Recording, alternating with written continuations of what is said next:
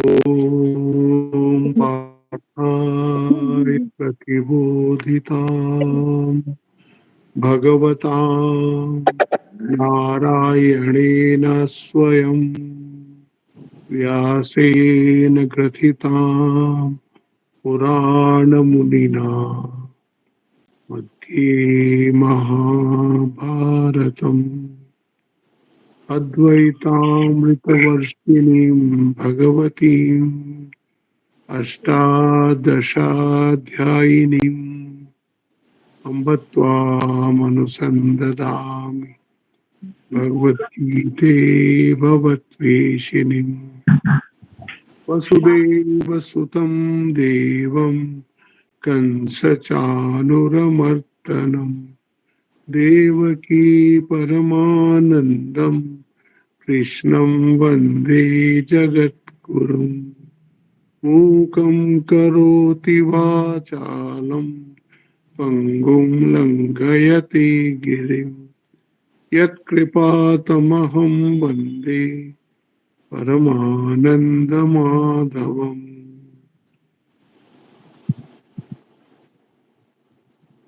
এই যে ধ্যান যোগটা শুরু হচ্ছে,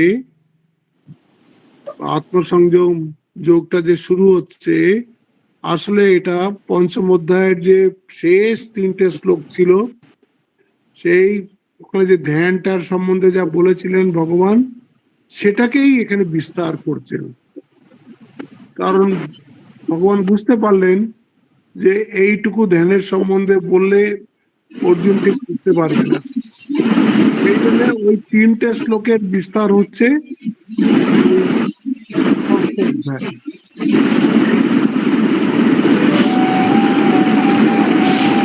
আওয়াজ হচ্ছে শম্পা, কোথায় একটা আওয়াজ হচ্ছে।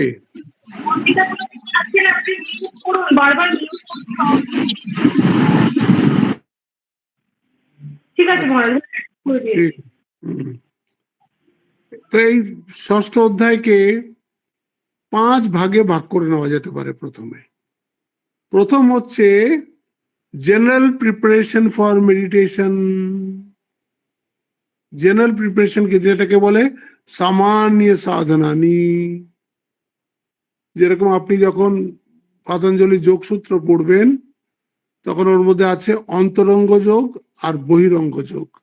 এই জেনারেল প্রিপারেশন মানে হচ্ছে বহিরঙ্গ যোগ। ওতে আসবে ইয়ম, নিয়ম, আসন, প্রাণায়াম, প্রত্যাহার। এই 5টাকে বলে ওরা বহিরঙ্গ যোগ।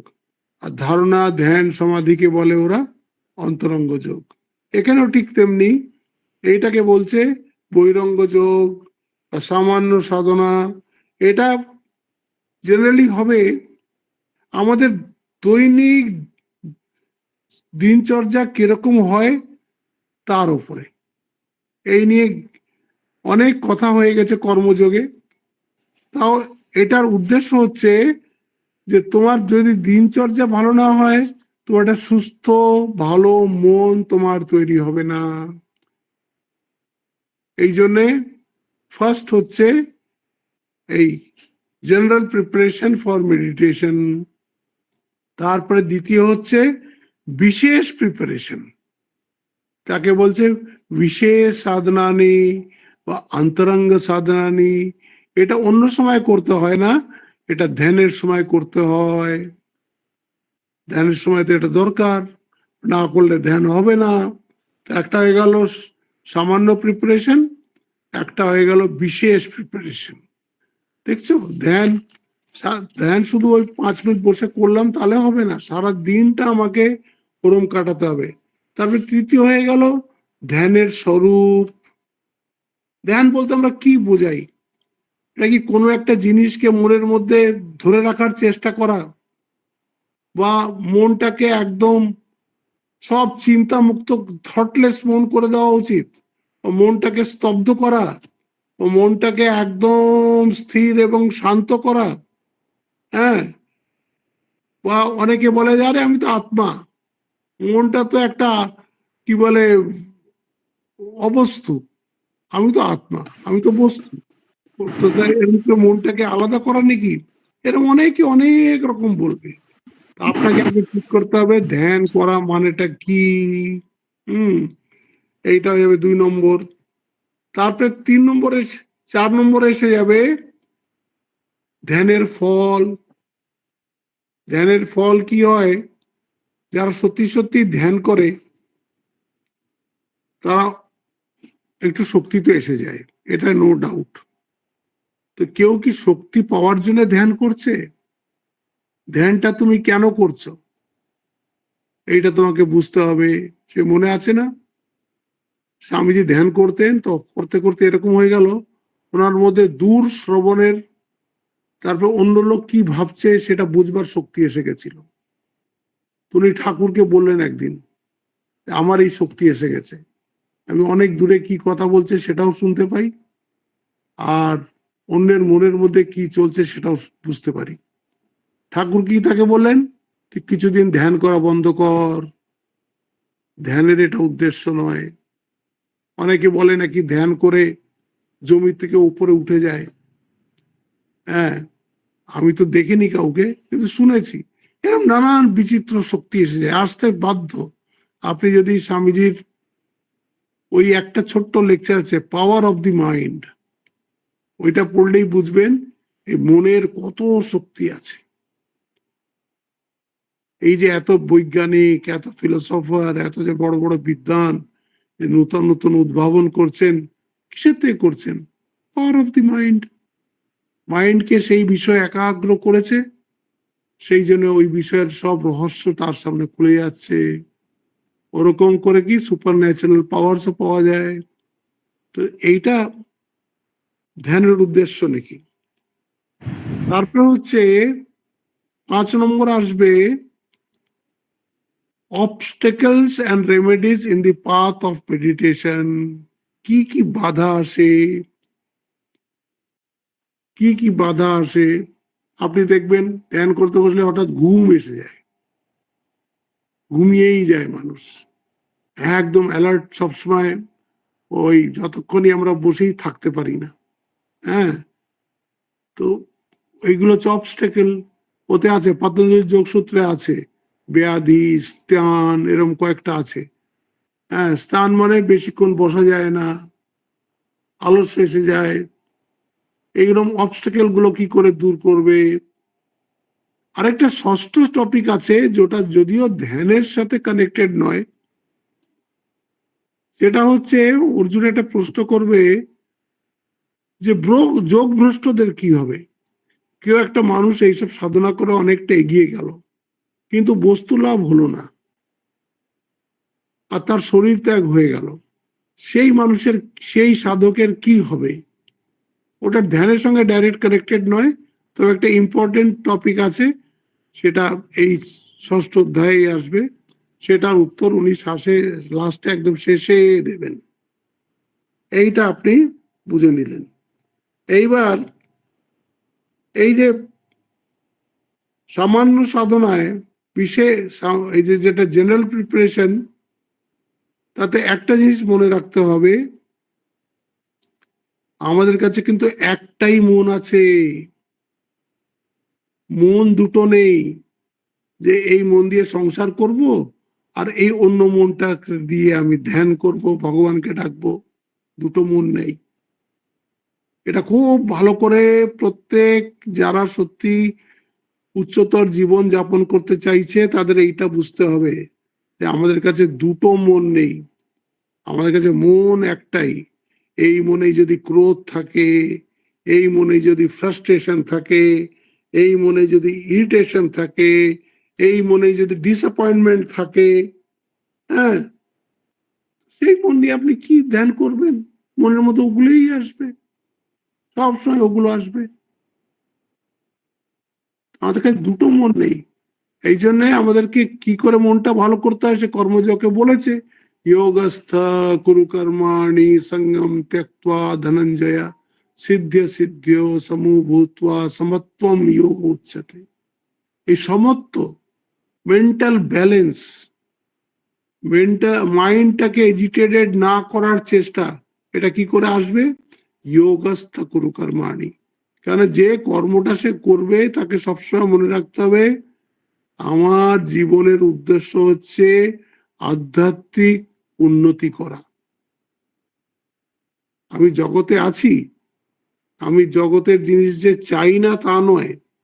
আমি যখন জগতে আছি তখন আমার জগতের জিনিস তো চাই, কিন্তু আমার প্রায়োরিটি হচ্ছে যে আমি আধ্যাত্মিক ভাবে উচ্চ উচ্চ সোপানে পৌঁছাবো।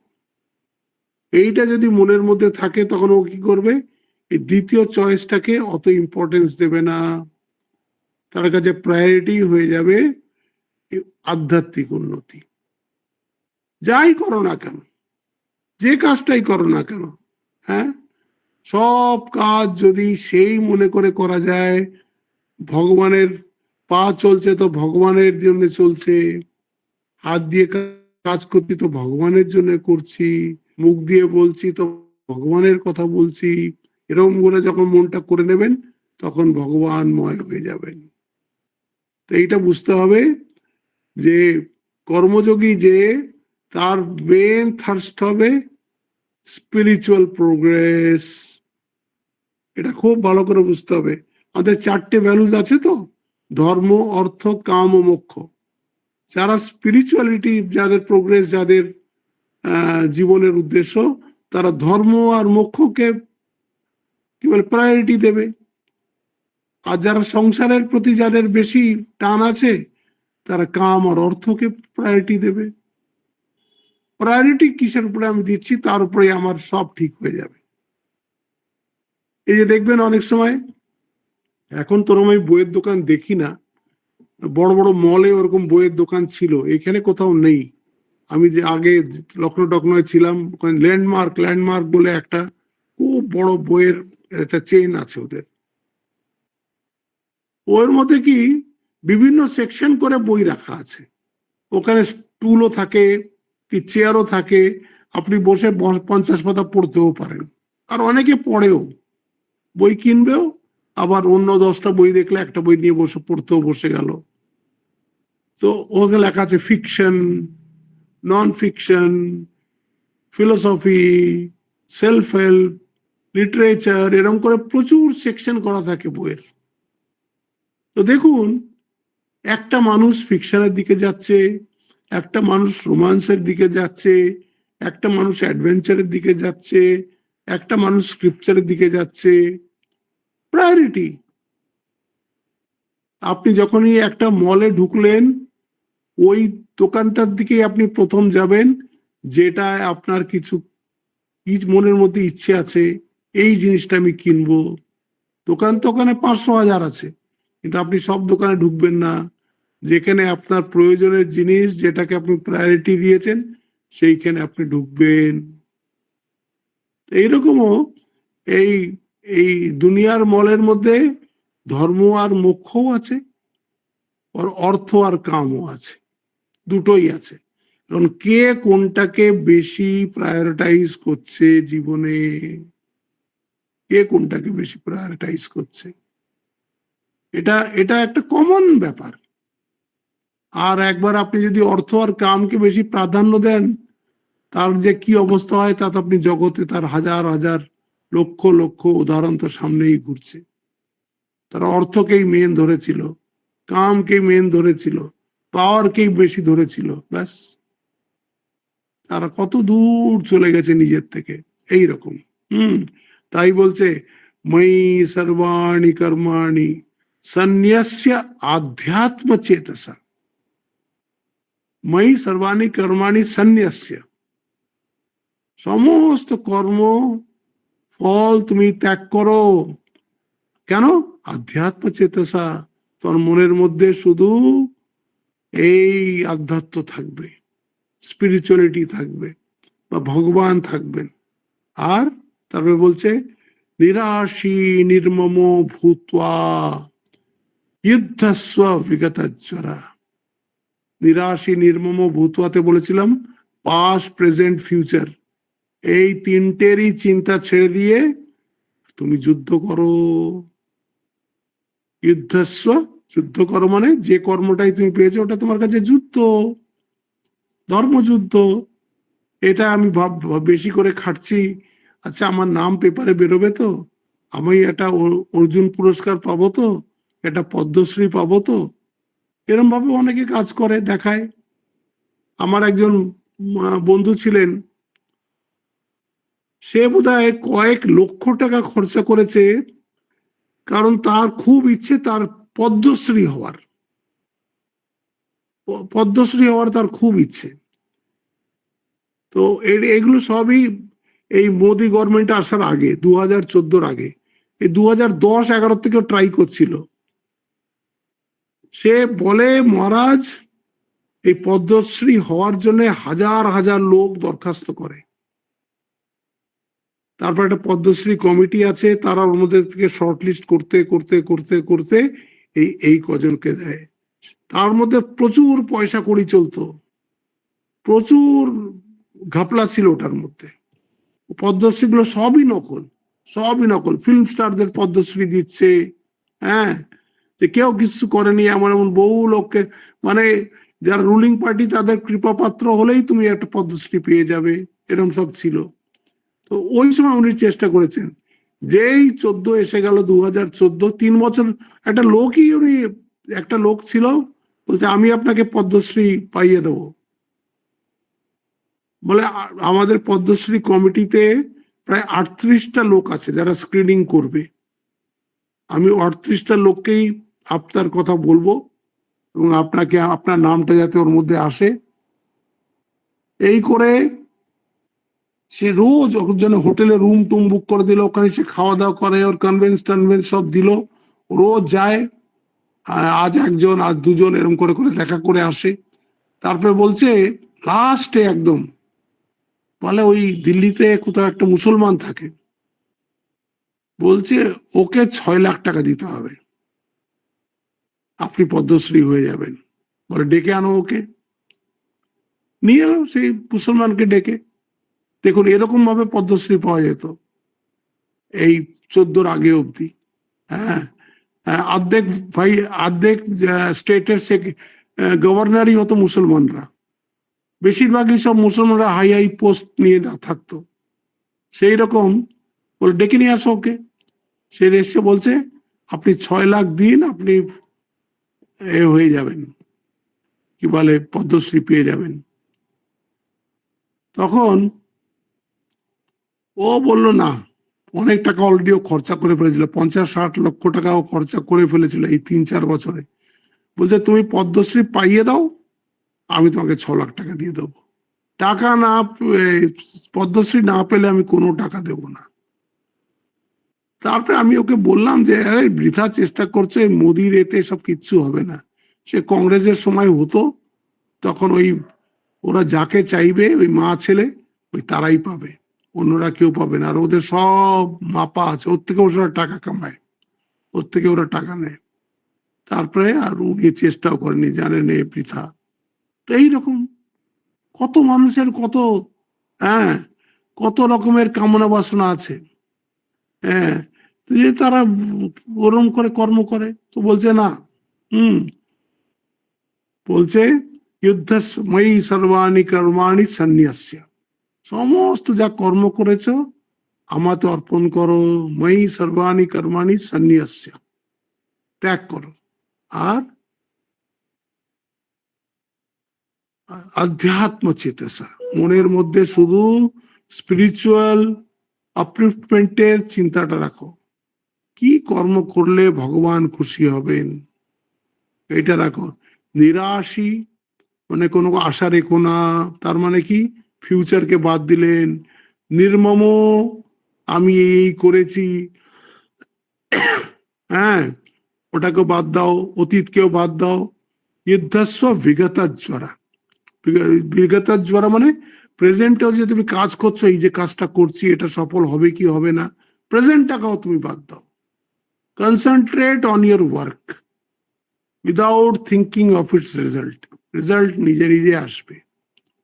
কাজ তোমাকে ভালো করে, তোমার যে হাতে কাজটা পেয়েছো ওটা তোমাকে করতে হবে। হুম, এইখানে বললেন এইবার আমাদের শুরু হচ্ছে। এতটা বলার পরে এবার আমাদের শ্লোক শুরু হবে। প্রথম শ্লোকটা তো আমি কালকে বলেই দিয়েছিলাম। এই শ্লোকটা বলে ভগবান বলছেন আসল ত্যাগী কে। আমার একটা গল্প মনে পড়ে যায়। আমরা রামময় মহারাজের কাছে খুব বসে থাকতাম জয়রামবাটিতে। মায়ের শিষ্য ছিলেন, প্রাচীন সাধু, প্রচুর গল্প বলতেন। বলছেন রামচন্দ্র দত্ত কিছু মানুষকে সন্ন্যাস দিয়েছিলেন। উনি একটা সম্প্রদায় চালিয়েছিলেন রামচন্দ্র দত্ত। তাতে কিছু মানুষকে উনি, পুরুষ যেমন স্ত্রীও তেমনি, তাদেরকে উনি সন্ন্যাস দিয়েছিলেন। বলে তেরম একটি বুড়ির সাথে রামময় মহারাজ বলছে আমার দেখা হলো। কোথায়, বিহারের কোন একটা জায়গায়। তখন তো সব জায়গাগুলো খুব ভালো ছিল, হিল স্টেশন মতন ছিল, সব বাঙালিদের অনেক সব ওখানে বাড়ি টাড়ি আছে। ওরকম একটা কোথাও উনি থাকতেন। রামচন্দ্র দত্তরই কোনো বাড়ি টাড়ি ছিল, ওটা আশ্রম মতন ছিল, সে বুড়ি ওখানে থাকতেন। বলে আমরা কয়েকজন দেওঘর থেকে গেছি দেখা করতে। সে বুড়ি বলে কি, তোরা তো সাধু সাজছস, তোরা কি সাধু হইছস? গেরুয়া পরে সাধু সেজেছ তোমরা, তোমরা কি সত্যি সত্যি সাধু হয়েছ? হুম, হ্যাঁ, এটা উনি বলতেন, ওই বুড়ি ভদ্র মহিলা যে সন্ন্যাস নিয়েছিলেন রামচন্দ্র দত্তর কাছে। এটা রামময় মহারাজ আমাদেরকে বলেছেন। এইটাই বলছে অনাশ্রিতা কর্মফলম কার্যম কর্ম করোতি ইহ। অনাশ্রিত মানে কর্মফলের সে আশ্রয় নিয়ে কর্ম করে না, কর্মফলের আশ্রয় নিয়ে তিনি কর্ম করেন। অনাশ্রিত, অনাশ্রিত হয়ে। আচ্ছা, তাহলে বলবে না, তাহলে যে একটা বাচ্চা পড়াশোনা করছে তার কোনো কর্মফল, তার কোনো থাকবে না যে আই উইল এক্সেল? অফকোর্স থাকবে। হয়ে গেল, I have to excel in my studies, শেষ। নাও ইউ অনাশ্রিত কর্মফলম। এবার ভালো করে, যাতে তুমি বই সামনে রেখে বসেই আছো, বই সামনে রেখে তুমি ফোনই দেখছো, গল্পই করছো আরেকজনের সাথে ফোনে, তাহলে তো এটা তো হলো না। এই জন্য বলছে ফলের আশা বা আশ্রয় না নিয়ে অনাশ্রিত হয়ে যে কার্য করে, অনাশ্রিত কর্মফলম কার্যম কর্ম করোতিয়া সন্ন্যাসী। গেরুয়া পড়লে হবে না, কর্মফল ত্যাগী হতে হবে। আমি এত কাজ করছি, কেউ আমার দিকে তাকাচ্ছে না। হুম, এই যে এই যে এত বড় ভোট পর্ব হয়ে গেল বাংলায়, বহু লোক নেপথ্যে, আপনারা জানেন না, 2-3 বছর ধরে একদম নিরলস ভাবে চেষ্টা করেছে, ঘরে ঘরে গেছে, রোজ সন্ধ্যেবেলা প্ল্যানিং করেছে, কালকে কি করতে হবে, পরশু কি করতে হবে। এরকম 1-2 জন না, একটা স্টেটের পুরো মাইন্ডটাকে এদিকে চেঞ্জ করতে অনেক। কারণ একটা অংশ তো কিছুতেই আসবে না, তাদের এরা ধরেইনি। যে অংশটা আসতে পারে তাদেরকে ঘরে ঘরে গিয়ে, এটা হচ্ছে অনাশ্রিত কর্মফলম। আজ তাদের কেউ জানে না কারা কারা খেটেছে। এই যে এখন সব নাম আসছে, 2-3-4, একটা হচ্ছে সুনীল বনসাল, কোথায় আছে আমি জানি না। সুনীল বনসাল, আর একটা কি, আরেকটা কি নাম ছিল, প্রমোদ নারায়ণ নাকি তিওয়ারি নাকি, এরকম। এরা সব খেটে যাচ্ছে দিনের পর দিন, দিনের পর দিন। এরা সব আরএসএস থেকে এসেছিল, আরএসএস থেকে ওদেরকে পাঠিয়েছিল, তোমরা গিয়ে গ্রাউন্ড তৈরি করো। এবার 2026-এ এটা যদি আমরা না করি, এই বাংলাটা আলাদা হয়ে যাবে। ওখান থেকে বাংলাদেশ থেকে তো মৌলবী ডাক দিয়েছিল যে তুমি এটাকে আলাদা ডিক্লেয়ার করে দাও, আমরা সব মুসলমানরা তোমার সাথে আছি। মমতাকে তারা ডাক দিয়ে দিয়েছিল, কিন্তু ওটাকে রোখা এবার ভীষণ দরকার ছিল। আর কত কুকীর্তি এখন ওদের বেরোচ্ছে, হাজারে হাজারে, সোশ্যাল মিডিয়া তো ভর্তি। এই এখনই একটা শুনলাম যে সবার প্যান কার্ড, আধার কার্ড আর ওই ভোটার কার্ড সব পার্টি অফিসে জমা থাকতো, হিন্দুদের। বলে এইটা এখানে জমা থাকলো, এইটা আমাদের ভোট দিলে তবে তোরা মাসে মাসে পয়সা পাবি। সেইভাবে ওদের সব এখন নাকি সব দিয়ে দিচ্ছে, ওদের যা যা রেকর্ড সব পার্টি অফিসে জমা ছিল। এরম অরাজকতা করেছে। এটাকে যে ঘোরানোর জন্য কত লোকে চেষ্টা করেছে, তাদের আমরা কাউকে চিনি না। অনাশ্রিত কর্মফলম কার্যম কর্ম করোতিয়া স সন্ন্যাসী, সেই সন্ন্যাসী, সেই কর্মযোগী, স যোগী চ, সেই সন্ন্যাসী সেই কর্মযোগী, এরকমকেই বলে কর্মযোগী। প্রেমেশানন্দ মহারাজের এই শ্লোকটা ভীষণ পছন্দের শ্লোক ছিল। প্রেমেশানন্দের কাছে কেউ সাধু ব্রহ্মচারী যদি আসতো যে আমি ব্রহ্মচারী হয়ে থাকবো, বললেন এই ষষ্ঠ অধ্যায়ের এই প্রথম শ্লোকটাকে ভালো করে মুখস্থ করো, মুখস্থ করে কি বুঝলে আমাকে বোঝাও, তারপর আমি ঠিক করব তুমি আশ্রমে থাকার যোগ্য কি যোগ্য না। উনি তো খুব উচ্চ জ্ঞানী মহারাজ ছিলেন, তো ভীষণ প্রকাণ্ড জ্ঞানী। হ্যাঁ, তারপরে এই শ্লোকটা উনি মুখস্থ করাতেন। হ্যাঁ, অনাশ্রিতা কর্মফলম কার্যম কর্ম করোতিয়া। দেখুন, সন্ন্যাসী হওয়ার জন্য গেরুয়া লাগে না, কিচ্ছু লাগে না। আপনি যদি অনাশ্রিত কর্মফলম কার্যম কর্ম করোতিয়া, ভগবানের এই কথাটাই শোনেন, গীতায় ভগবান স্পষ্ট করে বলে গেছেন এই হচ্ছে আমার সন্ন্যাসী। অনাশ্রিত কর্মফলম কার্যম, যে কাজ করবে ফলের উপরে আশ্রয় করে কাজ করবে না। স সন্ন্যাসী চ যোগী চ না নিরগ্নি না ক্রিয়া, এটা বলে দিলেন।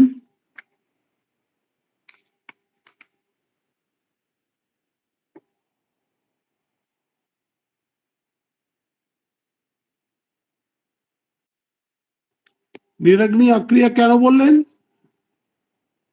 ট্রেডিশনাল সন্ন্যাসে তাদের তো আর কোনো হোম টোম করার, যেটা আগে ওরা করতো সব রকমের, সারাদিন ও যজ্ঞ টজ্ঞ করতো অনেক রকমের, এখন সন্ন্যাস নিয়ে নিয়েছে, তাদের যজ্ঞটা বন্ধ হয়ে গেছে।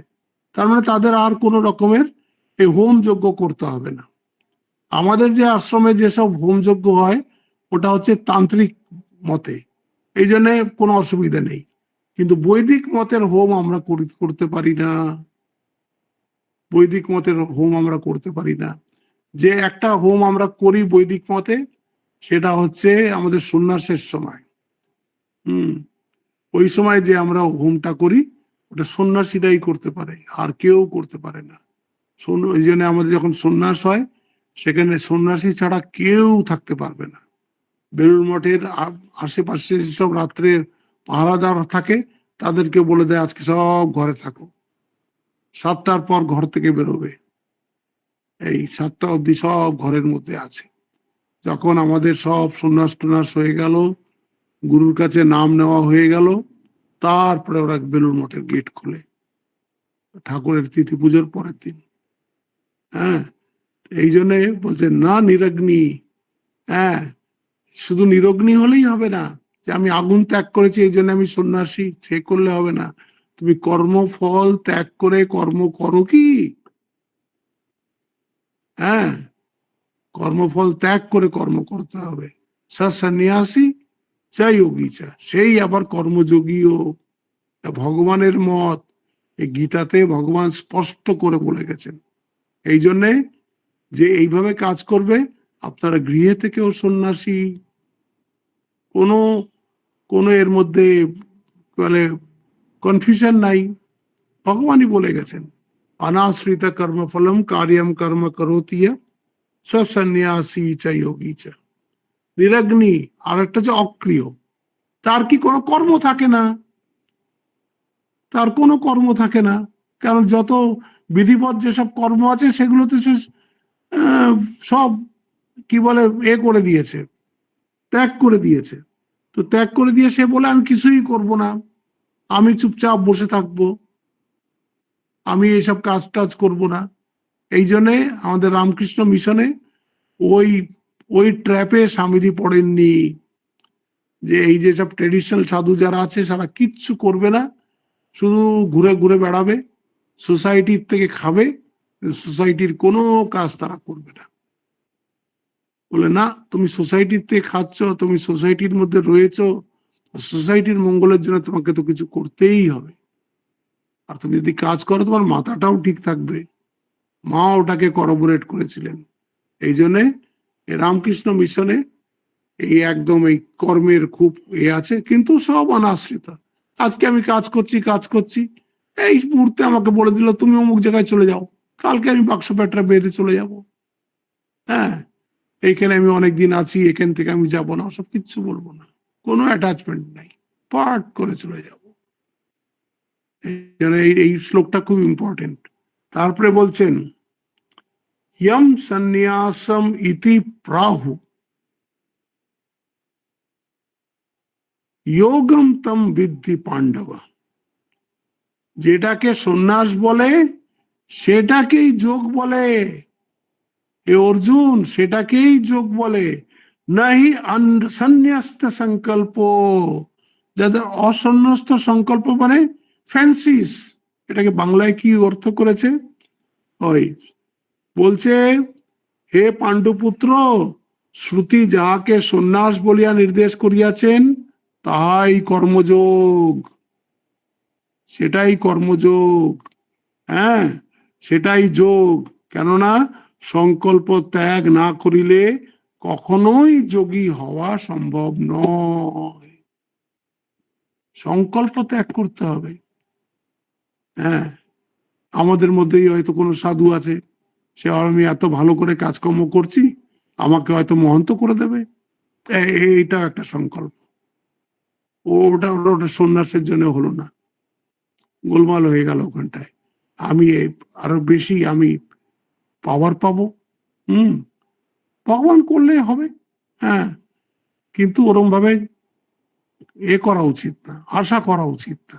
সর্বসংকল্প সন্ন্যাসী, সর্বসংকল্প নাহি সন্ন্যস্ত সংকল্প যোগী ভবতি কশ্চন, সে কখনোই যোগী হতে পারবে না।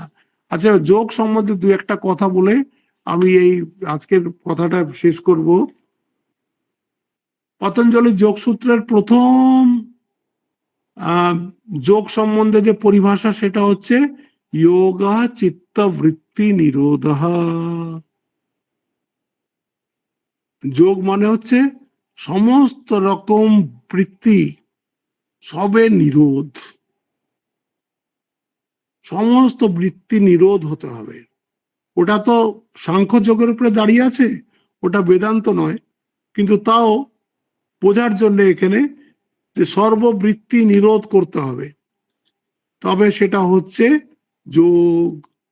মানে তখন তুমি সমাধির জন্য প্রিপেয়ার হচ্ছ, আগে আসবে সগুণ সমাধি আর তারপরে আসবে নির্গুণ সমাধি। ওই জন্য যোগা চিত্তবৃত্তি নিরোধাতে ওতে সগুণ নির্গুণ দুটোই আছে।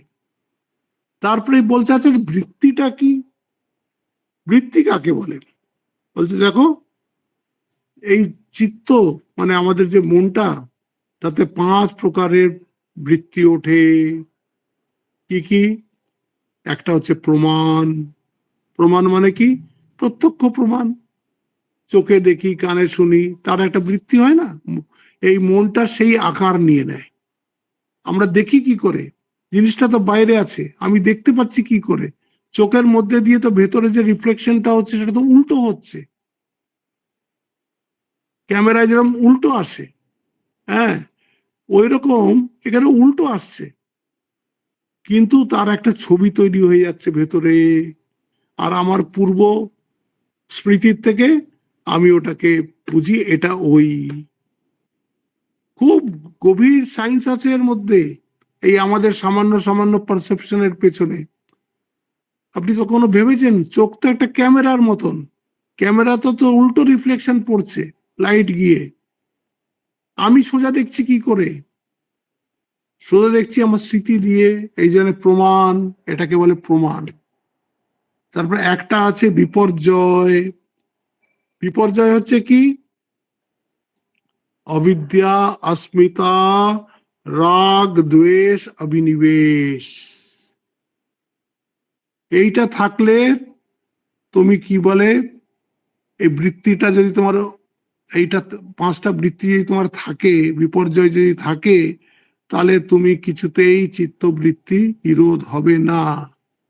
হ্যাঁ, তাকে কি বলছে? অবিদ্যা, অস্মিতা, রাগ, দ্বেষ, অভিনিবেশ, এই 5টা থাকলে পরে একে বলে মিথ্যা জ্ঞান। যে জ্ঞানটা হচ্ছে সেটা মিথ্যা জ্ঞান হচ্ছে, প্রমা হচ্ছে না। আমরা এটাকে প্রমা বলে ধরছি, নিশ্চিত জ্ঞান বলে ধরছি, কিন্তু মিথ্যা জ্ঞান হচ্ছে। এটাকে বলে বিপর্যয়। প্রথমে গেল প্রমাণ, তারপরে গেল বিপর্যয়, তারপরে বিকল্প। বিকল্প কিরকম? জিনিসটা নেই কিন্তু একটা শব্দ আছে, যেরকম ঘোড়ার ডিম হয় না, দেখা যায় না, কিন্তু আপনার মনে মনে একটা ডিমের কল্পনা এসে গেল, এটা ঘোড়ার ডিম। আকাশ কুসুম হয় না, কিন্তু আপনার মনে এসে গেল আকাশের মধ্যে ফুল আছে। এটা একটা বৃত্তি। দেখেছেন কত দূর ওরা রিসার্চ করেছে। প্রমাণ, বিপর্যয়, বিকল্প।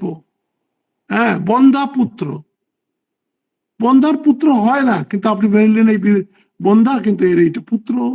মনে মনে একটা বৃত্তি বানিয়ে ফেলেন, শব্দ থেকে আপনি একটা বৃত্তি বানিয়ে ফেলেন। এটা হচ্ছে বিকল্প। তারপরে একটা হচ্ছে নিদ্রা। ঘুমিয়ে গেলেন আপনি, একদম বলেন, উঠে কি বললেন, কিচ্ছু জানতে পারিনি। নিদ্রা মানে হচ্ছে এখানে সুষুপ্তির কথা বলা হচ্ছে, কিচ্ছু জানতে পারিনি, নিদ্রা। আর তারপরে হচ্ছে শেষটা হচ্ছে স্মৃতি। আমরা অনেক আগে আগে যেসব এক্সপিরিয়েন্স গুলো আছে সব মনের মধ্যে রয়েছে, সেগুলোকে মাঝে মাঝে মাঝে মাঝে উঠে। তো যখন চিত্তবৃত্তি নিরোধ বলছে, তখন বুঝতে হবে এই পাঁচটা বৃত্তি তার মধ্যে নেই, তবে গিয়ে না সমাধি হবে, তবে গিয়ে না আপনি জ্ঞান লাভের শেষ সিঁড়িতে পৌঁছে যাবেন। এই সমাধি হতে হলে এই যোগা চিত্তবৃত্তি নিরোধা। আর সেই বৃত্তি হচ্ছে প্রমাণ, বিপর্যয়, বিকল্প, আর নিদ্রা, আর স্মৃতি। এই পাঁচটা, এটা নিয়ে পতঞ্জলি যোগসূত্রে খুব বর্ণনা আছে, সেটা সেখানে তো কখনো পড়া যাবে। তো বলছে এই রূপ তাবৎ চিত্তবৃত্তি যিনি নিরোধ করিতে সমর্থ, তিনি যোগী। নিষ্কাম কর্মীয় সংকল্পাদি ত্যাগ জন্য চিত্তবৃত্তি নিরোধের সমর্থ, এই জন্যে তিনিও যোগী নামের যোগ্য। ওটাও ধ্যান করে ও চেষ্টা করে হচ্ছে। আর যে নিষ্কাম কর্মী, সে কোনো কামনা ছাড়া কর্ম করছে বলছে, সেও সেখানে পৌঁছে যাচ্ছে, এক জায়গায় চিত্তবৃত্তি নিরোধে পৌঁছে যাচ্ছে। এই আজকে টাইম হয়ে গেল। এবার তৃতীয় শ্লোক, আরুরুক্ষ মুনে যোগে কর্ম কারণম উচ্যতে যোগারূঢ়স্য তস্যৈব সম কারণম উচ্যতে। এইটা আমাদের সামনের সোমবার আমরা শুরু করব। আজকে এই 2 নম্বর, 1 আর 2 নম্বর শ্লোক হয়ে গেল। আর এগুলো মুখস্থ করলে আপনারা খুব আনন্দ পাবেন। অনাশ্রিতা কর্মফলম কার্যম কর্ম করোতিয়া সন্ন্যাসী চ যোগী চ না নিরগ্নি না ক্রিয়া ইয়ম সন্ন্যাসমিতি প্রাহু যোগম তম বিদ্ধি পাণ্ডবা নয় সন্ন্যস্ত সংকল্প যোগী ভবতি কশ্চন। এরম এগুলো যত মুখস্থ করবেন তত দেখবেন অর্থটা আপনার কাছে এসে যাচ্ছে। আর অর্থটা যখন আপনার কাছে এসে যাবে, এই যে যোগা মানে হচ্ছে চিত্তবৃত্তি নিরোধা, বৃত্তি পঞ্চাহা, হ্যাঁ, তার মধ্যে বলা হলো প্রমাণ, বিপর্যয়, বিকল্প, নিদ্রা, স্মৃতি। এগুলো মনে রাখতে হবে তো, তাহলে তাহলে তো আপনি আপনার মনকে ওয়াচ করতে পারবেন, এখন মনটার মধ্যে কি স্মৃতি চলছে, কি হইচই চলছে। হ্যাঁ, এখন চোখ কি প্রমাণটাকে প্রমা বলে ধরছে। আমরা তো যা চোখে দেখছি সেটাকে মনে করছি সত্য, এটা তো প্রমা, সত্য তো নয়, এখনকার মতন সত্য। হ্যাঁ, রিলেটিভ সত্য, কিন্তু একদম সত্য তো নয়, আপেক্ষিক সত্য, পরমার্থিক সত্য তো নয়। প্রমাতে আসবে পরমার্থিক সত্য। তো এইগুলোকে সব যদি মুখস্থ করেন, তবে আপনাদের খুব জীবনে জব ধ্যান করেন, আধ্যাত্মিকতা লাভ করার চেষ্টা করেন, তাহলে এই শ্লোকগুলো আপনাকে খুব সাহায্য করবে। না হলে শোনা হবে আর কোনো রকম চেঞ্জ হবে না, কোনো রকম পার্সোনালিটিতে কোনো ট্রান্সফরমেশন হবে না। আজ এই বলেই শেষ করছি, আবার সামনের সোমবার। ওম শান্তি शांति शांति। हरि ओम तत्सत। श्री राम कृष्णार्पणमस्तु।